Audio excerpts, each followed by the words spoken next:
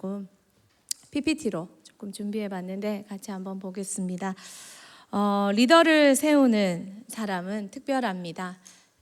많은 사람들이 리더가 됩니다. 하지만 리더로 끝이 나는 경우가 많습니다. 하지만 엘리야는 리더로 끝이 나지 않고 또 다른 리더를 세웠습니다. 역사와 성경 속에 보면 많은 리더들을 만납니다. 자신의 리더로 끝나는 사람들이 대부분이지만 그러나 예수님처럼 12명의 제자를 남기고 그 12명이 지금의 우리에게 복음이 전파되기까지 세계 선교를 감당했는 것처럼 구약에서 또 다른 리더를 키워낸 사람이 있습니다. 바로 엘리야입니다. 자신은 병거 타고 하늘에 올라갔지만 그의 시대를 지나 다음 시대 각 영역의 리더를 세워두고 떠났습니다. 엘리야가 세운 리더들을 한번 살펴보기를 원합니다. 첫 번째는 북이스라엘 바로 위에 있는 패권국 아람의 시리아의 왕 하사엘입니다. 하사엘은 실제적으로는 엘리야가 하나님께 명을 받았지만 기름 부은 건 엘리사입니다. 하지만 엘리사가 기름 붓도록 그 지도를 했던 것은 엘리야로 추정됩니다. 하나님은 엘리야에게 그의 계획과 사역을 알리셨기 때문입니다. 하사엘 까닭에 북이스라엘은 참 고통을 당했습니다. 그리고 하나님은 북이스라엘의 짝대기로 심판의 도구로 이 하사엘을 아람을 사용했습니다. 하지만 아람 입장에서 보면 하사엘은 참 유능한 리더였습니다. 하사엘 시대에 아람은 중동의 강대국이 되었기 때문입니다. 또한 그는 하나님의 명을 따라서 북이스라엘을 아주 잘 괴롭힌 리더였습니다. 그것이 그의 사명이었기 때문입니다. 하사엘은 또한 아수르와 대항할 만큼 나라를 아주 부국강병하게 잘 키워낸 정치적인 리더였습니다. 엘리야는 당신의 사후에 또 북이스라엘과 함께 그 주변 정세를 이끌어갈 리더도 그는 역사 속의 리더도 세워둔 사람이었습니다. 또한 엘리야가 세운 또 하나의 리더는 바로 자신의 나라 북이스라엘의 왕 예후입니다. 예후는 하나님께 명령받은 그 명령을 아주 잘 수행한 사람입니다. 예후는 엘리야 하나님의 기름 부음을 받아서 왕이 되었습니다. 그리고 아합 가문과 바알 숭배자들을 아주 잘 심판했습니다. 엘리야가 예언했던 모든 예언을 예후는 다 완수했습니다. 그래서 하나님은 그 예후의 가문을 4대까지도 이어갈 수 있도록 허락해 주셨습니다. 하지만 그의 신앙은 심판까지가 바알 신앙에 대한 심판까지가 전부였습니다. 북이스라엘의 시작이었던 여로보암이 세운 금송아지는 제거하지 못했습니다. 예후의 좀 더 그 업적과 사역을 살펴보면 하나님께서 기름 부어서 세운 군대 장관이었습니다. 또한 아합 가문, 오므리 가문 아합 이 가문을 아주 악한 이 가문을 아주 잘 심판했습니다. 엘리야가 예언한 열왕기상 21장의 모든 말씀을 100% 다 완수했습니다. 그리고 바알 숭배자들을 철저하게 제거했습니다. 바알 숭배자들의 선지자 바알 신전 구약에서 이만큼 바알 신앙을 제거한 사람도 없을 정도로 아주 잘 제거했습니다. 그래서 하나님께서 그를 예후 왕조를 4대를 유지하게 했습니다. 아합 가문을 이 예후가 철저하게 심판했는데 아합의 아내였던 이세벨도 제거했고 아합의 아들인 또 요람도 제거했고 아합의 70명의 아들마저 다 제거했습니다. 또한 남유다의 그 섞인 왕 여호야다도 죄송합니다. 아하시아도 아합은 제거했습니다. 그래서 아주 심판을 잘 완수한 왕이지만 그러나 그의 신앙은 기대해 볼 수는 없었습니다. 하지만 엘리야는 자신의 나라의 리더도 그리고 자신의 나라를 바알로부터 깨끗하게 만들 심판을 완수할 리더도 그의 손으로 세웠습니다. 또한 자신의 후계자 또 당연히 세웠습니다. 엘리사입니다. 엘리사는 정말 구약에서 가장 많은 기적을 일으킨 선지자입니다. 엘리야보다도 더 많은 기적을 일으켰습니다. 어떤 사람은 정말 갑절의 영감처럼 엘리야보다 2배 더 많은 기적을 일으켰다고 숫자로 헤아리신 분도 있지만 어쨌든 그의 기적은 엄청난 역사들이 많았습니다. 심지어 그가 죽은 뒤에 그의 무덤 근처에 있었던 시체마저도 살아나는 그런 역사가 일어나기도 했습니다. 엘리사는 또한 엘리야처럼 북이스라엘 나라 전체를 일으키는 회복시키는 그런 선지자의 역할도 했습니다. 엘리사는 또 나라의 북이스라엘의 정치와 군사 이곳에서도 직접적으로 영향을 끼치며 그리고 아람과의 전쟁 때는 직접 전략을 제시하는 등 나라의 그런 신앙적 리더였지만 정치와 군사에도 큰 영향을 미친 리더였습니다. 엘리야는 이 엘리사도 당신의 손으로 세웠습니다.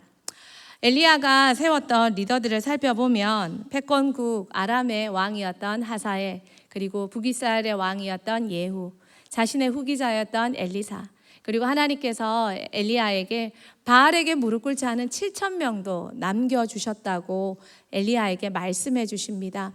거룩한 다음 세대도 엘리야는 만날 수 있었습니다. 엘리야 사후에 그 다음 시대의 흐름을 이끌어갈 하나님의 일하심의 도구들, 그 리더들을 직접 세운 사람이 바로 하나님의 계획을 알고 세웠던 사람이 엘리야입니다. 하나님의 심판을 위해서 하사엘과 예후를 세웠고 하나님의 은혜를 위해서 엘리사와 7,000인의 무릎 꿇지 않은 세대를 만나고 세웠습니다. 엘리야는 정말 하나님 앞에 멋진 인생을 살았지만 그것으로 끝나지 않고 하나님이 다음 시대 세계 역사를 어떻게 이끌어 가실지 곳곳에 정치적으로 주변국에 자신의 나라에 그리고 자신의 나라 거룩한 다음 세대에 다 세운 멋진 리더였습니다. 리더를 세운 리더 참 멋지죠. 누구나 할 수 있는 건 아니죠. 얘들아 다 못 적는다. 그러니까 그냥 이렇게 이제 제목만 적고 이렇게 쭉 보면 돼요. 엘리야가 이런 리더를 세운 리더인데 어떻게 이런 사람이 될 수 있었을까 한번 살펴보기 위해서 엘리야가 살았던 시대의 상황을 그냥 간략하게 이런 시대에 살았다 정도만 한번 보려고 이렇게 그냥 한번 챙겨봤습니다. 엘리야가 살았던 정치적인 상황은 아합 왕이었습니다. 오므리 왕조에. 아합의 아버지죠. 이 아합 왕조, 오므리 왕조는 참 악한 정치적, 신앙적으로 참 악한 가문이었습니다. 하지만 외교와 정치는 잘했습니다. 그래서 주변에 있던 그 시돈 페니키아와 동맹을 맺었습니다. 당시에 지중해 그 무역을 장악하던 나라가 시돈 페니키아입니다. 이 페니키아와 이렇게 동맹을 맺고 이세벨이 페니키아의 그 딸이잖아요. 그러다 보니까 무역이 아주 잘 됐습니다. 여러분 엘리야 시대는요 아주 독특한 시대예요. 무역은 잘 됐어요. 그래서 나라는 부자였어요. 그러나 우리가 알다시피 하나님의 심판과 징계로 가뭄이 들어서 먹을 것도 없고 물도 없었어요. 나라는 무역으로 돈을 많이 벌었는데 백성들은 먹을 것이 없고 물이 없는 정말 빈곤한 상태, 참 경제적으로 설명하기 힘든 상태가 바로 이 엘리야의 시대였어요. 백성의 입장에선 좋지 않은 시대죠. 오므리 가문의 아합은 어쨌든 정치적으로 이런 동맹을 맺어서 나라를 잘 이끌어 갔습니다. 그리고 다메섹과도 전쟁을 2차례 정도 전쟁을 일으켰는데 하나님의 도움으로 하나님이 아합이 아니라 백성이 불쌍해서 또 엘리야의 그 모습을 보시고 이기게 해주시는 그런 시기이기도 했습니다. 또 아수르와 카르카르 전투를 할 만큼 이 북이스라엘은 굉장히 이렇게 전성기에 그런 힘이 있는 시대를 지내고 있었습니다.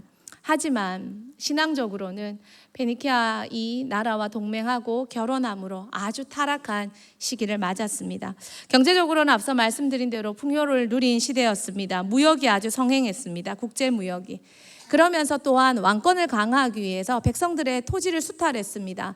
나봇의 포도원 사건을 보면 알 수 있듯이 왕은 그렇게 인자하지도 않았고 법치가 이루어지지도 않았고, 그래서 백성들의 땅을 때로는 전통적으로 신앙적으로 지켜져야 할 그 가문의 땅까지 빼앗는 폭력과 부패와 불의가 있는 그런 나라였습니다.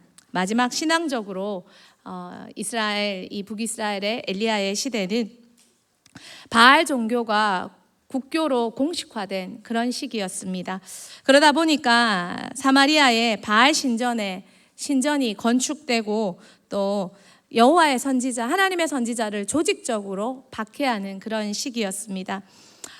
바알 신 종교의 특징을 보면은 농경의 신, 그리고 비의 신, 그리고 아세라 신은 그의 아내로서 다산의 신입니다. 그리고 성적인 풍요를 주는 신이라고 여겨집니다. 그들의 제사의식은 성적인 의식이었기 때문에 굉장히 도덕적으로 타락한 시대를 가지고 왔습니다. 제사가 그런 방법이었기 때문입니다. 또한 인신제사를, 사람을 제물로 바치는 그런 제사를 드렸기 때문에 굉장히 신앙적으로도 타락했고 도덕적으로도 타락했고 가장 최악의, 그래서 하나님이 너무나도 슬퍼하시던 그런 시대였습니다. 자, 이제 전산 보세요. 이제 못 적었는 거는 그만하고. 자, 이런 시대를 이긴 사람이 엘리야입니다. 엘리야. 자, 전산 보세요. 이런 시대를 이긴 사람이 엘리야입니다. 많은 사람들이 이런 시대에 살면 참 신앙을 포기하기 쉽습니다. 하나님이라는 존재 자체가 땅에 떨어지고, 그리고 이방신이 세워져서, 나쁜 리더가 세워져서 나라가 어려우면 좋겠지만 오히려 나라는 더 부국하고 강병하고, 그러다 보니까 백성들의 삶은 또 쪼달리고, 그런데 또 나라는 점점 위세등등하니 참 백성들이 어디를 믿어야 될지, 그리고 또 바알에 섞여서 이러지도 못하고 저러지도 못하고, 그러면서 점점 신앙을 잃어가는 그런 시대였습니다. 이런 시대, 신앙 잃어버리기 정말 좋은 시대입니다. 그런데 엘리야는 그 시대를 이긴 사람입니다. 무엇으로요? 첫 번째, 시대의 고난을 엘리야는 함께 겪었습니다. 가뭄을 경험했습니다. 엘리야도 백성과 똑같이 가뭄의 고통을 겪었습니다. 왜 엘리야 시대, 아합 시대에 가뭄이 일어났을까요? 왜 엘리야 시대, 아합 시대 이렇게 무역은 번성했는데 왜 가뭄이 일어났을까요? 우리 신명기 11장 16절에서 17절 말씀 같이 한번 읽어보겠습니다. 시작. 너희는 스스로 삼가라. 두렵건대 마음에 미혹하여 돌이켜 다른 신들을 섬기며 그것에게 절함으로 여호와께서 너희에게 진노하사 하늘을 닫아 비를 내리지 아니하여 땅이 소산을 내지 않게 하심으로 너희가 여호와께서 주신 아름다운 땅에서 속히 멸망할까 하노라. 하나님께서 다른 신들을 섬기면 여호와께서 하늘을 닫아 비를 내리지 아니하시겠다고 말씀하고 계십니다. 신명기 28장에도 우상 숭배에 대한 대표적인 저주로 가뭄과 기근을 말합니다. 엘리야 시대, 아합 시대의 이 가뭄은 아합과 이세벨의 바울 숭배에 대한 하나님의 직접적인 심판이었습니다. 또 물과 비를 주관한다는 이 바알에 대한 하나님의 도전이었습니다. 진짜 물에 주관하고 비를 주관하는 신이 누구이냐? 그리고 백성을 깨우기 위한 하나님의 채찍이었습니다. 여러분, 사랑의 반대말이 뭐예요? 다시 크게 한번 말해줘. 사랑의 반대말이 뭐예요? 네, 맞아요. 사랑의 반대말은 징계가 아니에요. 채찍이 아니에요. 무관심이에요. 무관심. 사랑하지 않으면 아무리 나쁜 짓을 해도 거들떠보지 않아요. 망하도록 내버려 두는 거예요. 그러나 하나님은 이스라엘이 망해가는 것, 이렇게 타락해가는 걸 그냥 보고 둘 수 없어서 가뭄을 주시고 정신을 차리도록 하나님께서 채찍을 드신 것입니다. 중요한 것은 엘리야도 이 가뭄을 함께 겪었다는 것입니다. 엘리야도 가뭄과 기근으로 먹을 것이 없고 마실 물이 없었습니다. 그러나 그는 그 스스로 도망하지도 않았고 권력에 붙어서 권력적인 부를 함께 나누어 먹지도 않았습니다. 그렇다고 포기하고 낙심하고 절망하지도 않았습니다. 엘리야는 하나님께 도움을 구했습니다. 그리고 하나님의 방법으로 그 기근과 가뭄을 이겼습니다. 열왕기상 17장 3절에서 좀 길지만 7절 말씀 우리 같이 한번 읽겠습니다. 너는 여기서 떠나 동쪽으로 가서 요단 앞 그릿 시냇가에 숨고 그 시냇물을 마시라. 내가 까마귀들에게 명령하여 거기서 너를 먹이게 하리라. 그가 여호와의 말씀과 같이 하여 곧 가서 요단 앞 그릿 시냇가에 머물매 까마귀들이 아침에도 떡과 고기를 저녁에도 떡과 고기를 가져왔고 그가 시냇물을 마셨으나 땅에 비가 내리지 아니하므로 얼마 후에 그 시내가 마르니라. 하나님께서 엘리야를 그릿 시냇가로 옮겨서 까마귀를 보내서 그에게 먹을 것을 그리고 남은 물을 마실 수 있는 은혜를 주셨습니다. 사람들은 힘들고 어렵고 아프고 여러 가지 많은 어려움을 겪습니다. 그러나 사실 사람이 겪는 어려움은 정도의 차이는 있지만 거의 비슷합니다. 관계의 어려움, 경제적인 어려움, 건강의 어려움, 자녀의 고통, 가정의 어려움 모두 관계 속에 있지요. 그것을 때로는 정도를 크게, 때로는 정도를 약하게 겪지만 모두가 겪습니다.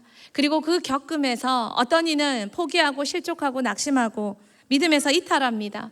그러나 어떤 사람은 끝까지 기도하며 믿음으로 견뎌냅니다. 하나님의 사람은 어떤 사람입니까?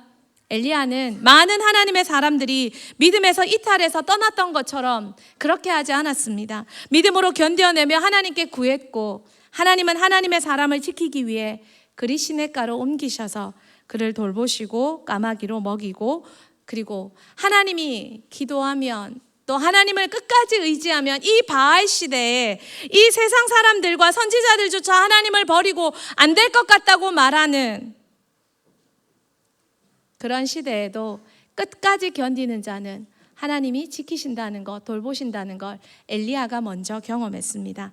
엘리야는 가뭄에서 하나님의 돌보심을 먼저 경험한 믿음의 승리를 가진 사람입니다. 누가 진짜 리더입니까? 진짜 리더는 시대의 고난, 하나님 주신 고난을 피해가지 않습니다. 백성과 함께 울고 함께 견딥니다. 왜냐하면 내가 맡은 영혼들도 결국 나와 별반 다르지 않을 문제를 겪어가기 때문입니다. 하나님 나에게 먼저 풀어보라고 이 문제를 내어주셨습니다. 포기하시겠습니까? 멈추시겠습니까? 원망하겠습니까?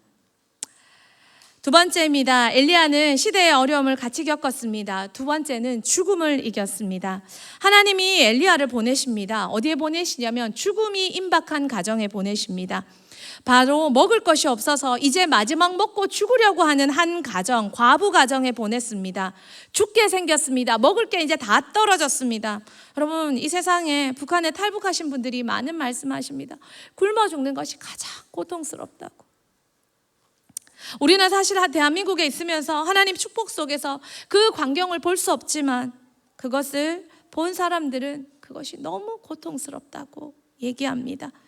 이제 이 과부의 가정도 그렇습니다. 이제 마지막 남은 과부로 누가 도와줄 리도 없고 이 마지막 남은 양식을 먹고 이제 죽을 판입니다. 죽게 생겼고 죽으려고 생각하고 있습니다. 죽음이 임박한 가정에 하나님이 엘리야를 보내십니다. 그리고 나서 이 죽음을 어떻게 타파합니까? 따라합시다. 헌신으로 타파합니다. 하나님의 사람은 이 죽음이 임박한 가정에 마지막 남은 양식을 달라고 합니다. 그리고 이 죽음을, 이 가난의, 이 기근의 어려움을 헌신으로 타파하게 합니다. 그리고 그것을 당당히 말합니다.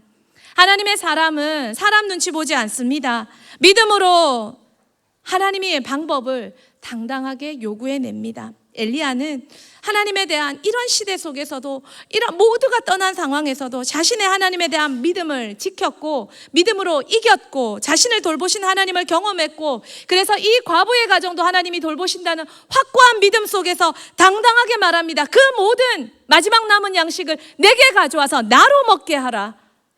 그리고 그렇게 먹게 했을 때 가루와 기름이 떨어지지 않는 기적을 그 가정이 경험하게 했습니다. 먹고 죽으려고 했던 가정이 이제는 먹고 살게 되는 가정이 되었습니다. 그런데 이 가정에 정말 이제 아들이 죽어버렸습니다. 이렇게 살려놨는데 아들이 죽어버렸습니다. 뭐라고 말을 하겠어요? 죽음이 임박한 가정에 와서 죽음에서 건져줬더니 다시 죽음이 임했습니다. 그러나 엘리야는 포기하지 않았습니다. 기도로 죽은 아들을 살려냈습니다. 살아나는 생명의 역사를 경험하게, 그 가정으로 하여금 경험하게 했습니다. 살아있는 교회, 하나님의 살아있는 믿음을 가진 하나님의 사람들, 그 사람들은 어떤 죽음을 임박한 사람들이 와도 생명을 경험하게 하는 힘을 가진 이들입니다. 우리 대흥교회가 그런 교회인 줄 믿습니다. 열왕기상 17장 19절에서 24절, 엘리야가 그 죽음에 경험한 아들에게 이렇게 합니다. 우리 같이 한번 읽어보도록 하겠습니다.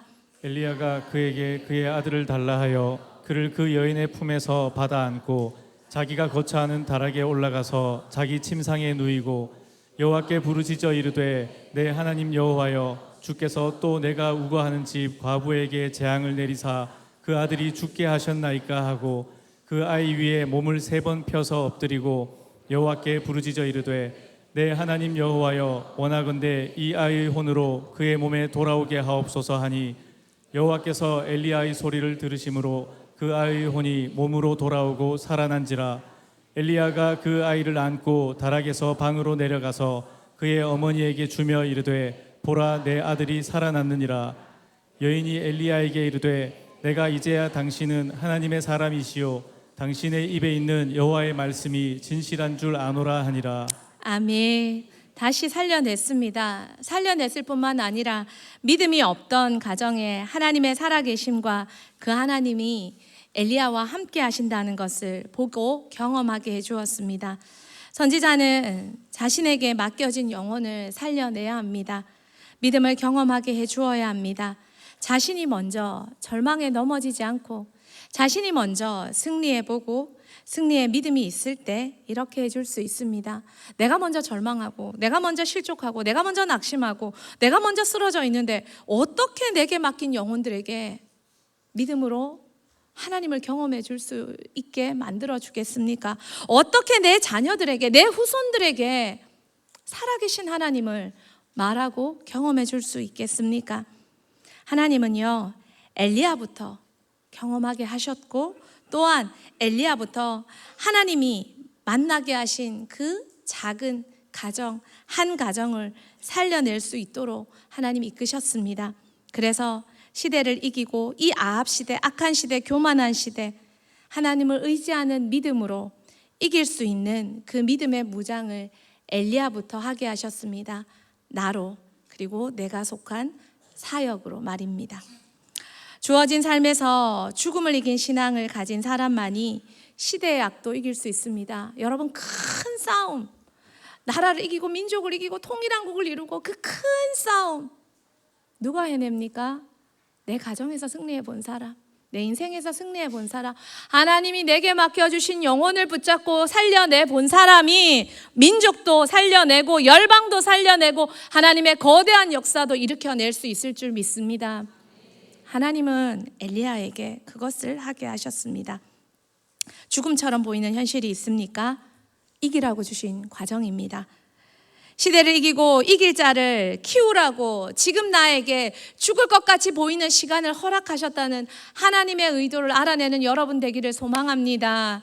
실족에 빠지고 낙심에 빠지고 자기 생각에 빠지고 그 모든 것이 믿음 없음을 알고 하나님, 엘리야처럼 먼저 내가 승리를 경험하고 내 옆에 있는 사람을 승리로 경험케 시켜줄 수 있는 우리가 먼저 되게 하여 주시옵소서. 자, 두 번째는 자신의 승리로 엘리야는 시대의 악을 이겼습니다. 어떤 시대의 악을 이겼습니까? 첫 번째는 갈멜산의 승리를 경험했습니다. 바알의 허상을 무너뜨렸습니다. 이 당시 바알은 국교가 되었어요. 전 나라의 종교예요. 그 신앙을 오죽하면 그 갈멜산에 하나님 편에 선 선지자가 엘리야 하나밖에 없었을까요? 850명이 여기 서 있는데 그런 시대에 엘리야가 갈멜산에 섰습니다. 우리는 갈멜산을 대결의 산이라고 생각합니다. 그러나 갈멜산은 대결의 산이 아니라 드러냄의 산입니다. 드러남의 산입니다. 누가 드러났어요? 갈멜산에서? 하나님이 드러났어요. 바알은 그 당시에 비와 그리고 번개를 주관하는 농경의 신이라고 여겨졌습니다. 그래서 사람들은 바알을 믿었습니다. 그런데 가뭄 앞에 바알이 할 말이 없습니다. 엘리야는 홀로 서 있지만 하나님만이 여호와시다라는 것을 선포했습니다. 그리고 자신이 경험한 그 승리를 가지고 다시 한번 승리를 선포합니다.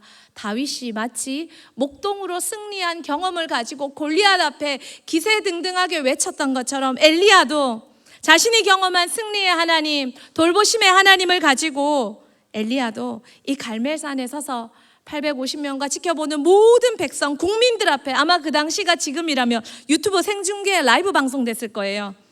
전 세계 다 봤을 거예요. 인플루언서들 다 와가지고 막 촬영하고 유튜버들 다 와서 찍고 막 했을 거예요. 일순간에 역전되겠죠. 하나님은 그렇게 이기게 해주셨어요. 시대를 장악하고 나라를 장악한 거짓 신들이 너무 많습니까? 그것이 너무 어렵고 힘겹다고 생각이 드십니까? 그러나 지금 내가 나에게 주신 작은 전쟁, 작은 어려움, 작은 하나님의 시험에서 이긴다면 반드시 드러남의 시간도 올 수 있습니다. 어려움을 겪고 그것을 이겨본 리더만이 할 수 있는 승리입니다. 그 리더를 가진 나라는 축복입니다. 저는 그래서 참 대한민국이 복이 많다는 생각이 많이 듭니다. 우리 대한민국에는 그런 목사님들이 참 많이 계신 걸 제가 잘 모르지만 그냥 그렇게 느껴집니다. 그런 영적 리더가 많아서 참 우리나라는 복이 많다. 그리고 또 그것이 한국교회의 저력이고 또 우리 대흥교회의 저력이라고 여겨집니다. 목회자들만, 대한민국 교회가 그렇고 대흥교회 목회자가 그렇고 목사님이 그러시고 대흥교회 목회자만, 담임 목사님만 그래서 되겠습니까? 이제는 그런 성도가 많아지고 그런 교육 선교사가 많아지고 그런 학생이 많아지기를 축복합니다. 승리는 결코 숫자에 있지 않습니다. 승리는 믿음에 있습니다. 싸워봄에 있고 이겨봄에 있습니다. 우리 함께 이겨보기를 소원합니다. 엘리야는 또한 큰 전쟁에서 이겼습니다. 두 번째는 가뭄을, 갈멜산에서 이겼고 두 번째는 가뭄을 이겼습니다. 보이지 않는 비를 예언했습니다. 갈멜산에서 이겼습니다. 이제 전쟁이 끝났습니다. 바로 비가 왔습니까? 비가 오지 않았습니다. 갈멜산 이후에 비가 안 왔습니다. 그럼 엘리야는 그냥 여기서 끝내면 됩니다. 비 안 왔지만 이겼잖아요. 이제 그가 믿음의 영웅이 되었고 막 백성들의 진짜 그런 놀라운 그 백성들의 관심의 대상이 되었고 정말 그런 승리의 사람이 되었습니다. 그런데 여기서 끝내면 되는데 하늘도 맑고 바다도 잔잔하고 비올 기세도 전혀 안 보이는데 그는 정말 오지랖이 넓은 사람입니다. 왜요? 가뭄이 얼마나 심각하고 그 먹을 것이 없고 마실 물이 없고 자기도 죽을 뻔했지만 그 과부의 가정도 죽을 뻔한 걸 그가 봤잖아요. 그래서 어떻게 해요? 포기하지 않고 뭐해요? 비 달라고 기도해요. 하나님이 진짜 신인 게 드러나셨잖아요. 이 가뭄이 저주잖아요. 하나님이 왕이신 걸 드러났다면 이제 이 저주도 하나님이 파쇄시켜줘야 되지 않습니까? 오지랖 넓은 리더는 백성 살아나라고, 백성 살려달라고 죽음을 이긴 정신으로, 죽음을 이기는 마음으로 죽음까지 불사하며 머리를 다리 사이에 넣고 하나님 앞에 처절하게 기도합니다. 7번 갔다 와서 7번 동안도 보이지 않아도 또 가봐라 그렇게 기도합니다. 그리고 손바닥만한 구름이 보일 때 그는 비로소 안도하며 하나님이 비를 보내주실 것을 믿었습니다. 그는 가뭄도 이긴 리더입니다. 엘리야 덕분에 비가 왔습니다. 정말 간절히 기도했고 그 기도로 비를 불러냈습니다. 아합 왕에게 달려갔습니다. 그리고 이 사실을 알려주었습니다. 여러분, 시대의 악은요 도미노처럼 깨집니다. 하나가 무너집니까? 도미노처럼 그 기세등등한 악들은 무너지고 맙니다. 내가 거룩할 이유가 어디 있습니까? 나는 충분히 큰 욕심도 없고 그냥 요만큼 살면 됩니다. 그런데 왜 내가 거룩하고 왜 내가 엘리야가 굳이 되어야 합니까? 그 한 사람이 필요하기 때문입니다. 작은 일상에 보이지 않는 승리가 왜 중요합니까? 그 승리를 가진 한 사람이 이 시대에 필요하기 때문입니다. 그 한 사람이 사랑하는 여러분이 되어주지 않겠습니까? 엘리야는 비도 부르는 사람이 되었습니다. 마지막 세 번째로 엘리야는 권력의 두려움도 이겼습니다. 이세벨의 저주 앞에서도 꺾이지 않았습니다. 이세벨이 저주했습니다. 엘리야를 죽여버리겠다고 했습니다. 자기의 그런 선지자들을 다 죽였으니요. 엘리야에게 인간적인 가장 큰 위기가 바로 자신의 가장 큰 위기는 지금이었습니다. 거대한 권력 앞에 엘리야도 무서웠습니다. 도망했습니다. 로뎀나무로 도망했습니다. 그리고 그 자리에 펄썩 주저앉았고 하나님의 천사의 위로와 하나님의 세미한 음성이 그를 감싸 주었습니다. 그도 참 작은 한 연약한 인간이었을 뿐입니다. 큰 승리 뒤에 외롭고 힘들고 어렵고 아픈 사람이었습니다. 그래서 무섭기도 했습니다. 하지만 무서워서 벌벌 떨며 아합한테 잘못했어요, 내가 미쳤나 봐요, 이거 다 아니에요 라고 말하지도 않았고 사람들 앞에 부끄러운 모습으로 나서지도 않았습니다. 엘리야는 이전에 그랬던 것처럼 다시 한번 하나님 앞에 엎드려서 하나님, 내가 죽게 생겼어요, 내가 무서워요, 내가 두려워요 하고 정직하게 나아갔습니다. 하나님 앞에 정직하게 나아갔을 때 하나님이 어떻게 하셨습니까? 그릿시냇가에서는요, 하나님께서 엘리야를 이 갈멜산 전에 그릿시냇가에서는 엘리야를 까마귀로 먹이셨어요.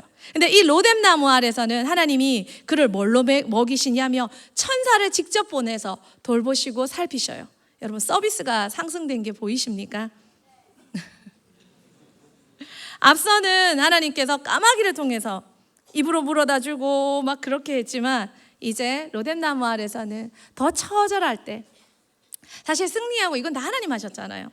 더 처절할 때, 더 두려움에 감싸서 죽음을 이기던 자가 이제는 자기가 죽을까 봐 무서워하는 그 더 처절할 때 하나님은 천사를 보내시고 당신이 직접 오셔서 안아주십니다. 그리고 엘리야는 그 하나님 앞에 힘을 얻습니다.